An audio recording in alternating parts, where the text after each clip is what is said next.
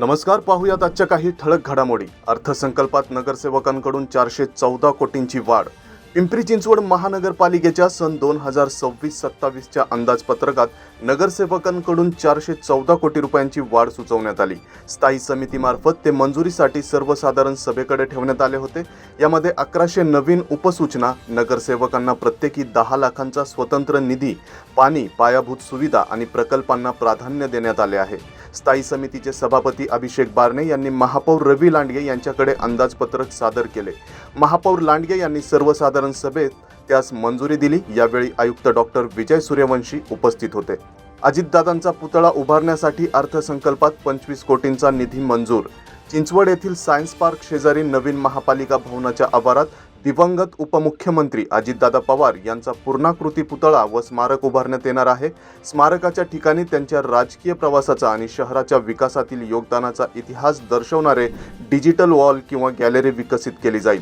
शहराच्या आधुनिक जडणघडणीत व पायाभूत सुविधांच्या विकासात अजितदादांचे मोठे योगदान आहे। त्यांच्या स्मृती जतन करणे व नवीन पिढीला त्यांच्या कार्याची ओळख करून देणे यासाठी हे स्मारक उभारले जाणार आहे।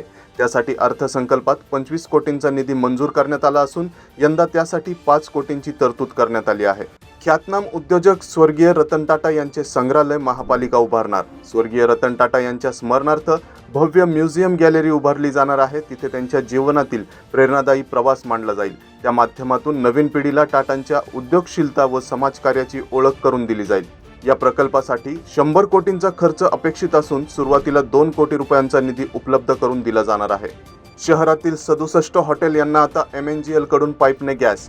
आखाती युद्धामुळे निर्माण झालेल्या गॅस टंचाईच्या पार्श्वभूमीवर पिंपरी चिंचवड शहरातील हॉटेल व्यवसायाला दिलासा मिळणार आहे। शहरातील 67 हॉटेलांना पाईपद्वारे नैसर्गिक वायू PNG कनेक्शन देण्यासाठी महापालिकेने MNGL कंपनीला परवानगी दिली आहे। आता उर्वरित हॉटेल व्यावसायिकांनी कनेक्शनसाठी ऑनलाईन नोंदणी करण्याचे आवाहन MNGLने केले आहे। दरम्यान MNGL कडून नोंदणीवेळी कनेक्शन शुल्कात 1 लाख रुपयांपर्यंत सवलत देण्यात येणार आहे।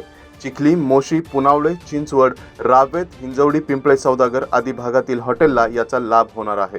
व्हिडिओ व्हायरल करण्याची धमकी देत महिलेवर अत्याचार। लग्नापूर्वीच्या खासगी व्हिडिओचा गैरफायदा घेत महिलेवर अत्याचार करून व्हिडिओ व्हायरल करण्याची धमकी देण्यात आली आणि पैशाची मागणी करून ब्लॅकमेल करण्यात आलं।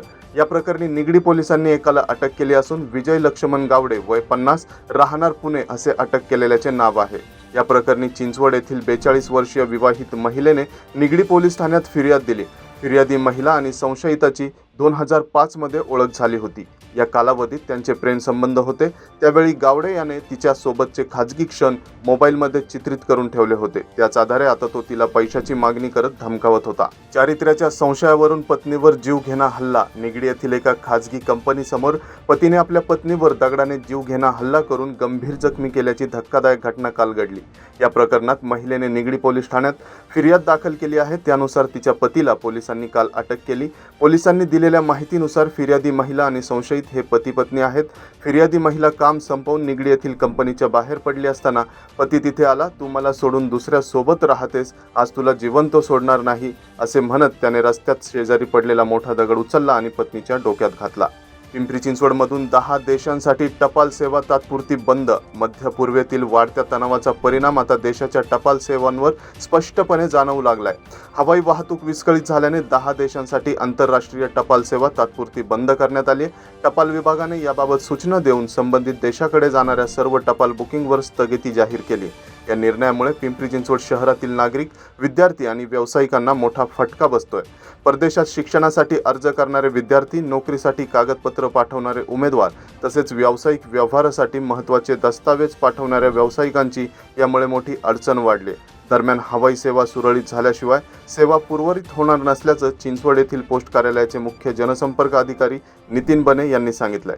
आणखीन घडामोडी जाणून घेण्यासाठी पाहत रहा पिंपरी चिंचवड न्यूज। सोबतच आमच्या फेसबुक आणि इंस्टाग्राम चॅनलला फॉलो करायला विसरू नका। तसेच YouTube चॅनलला सबस्क्राईब करायला विसरू नका।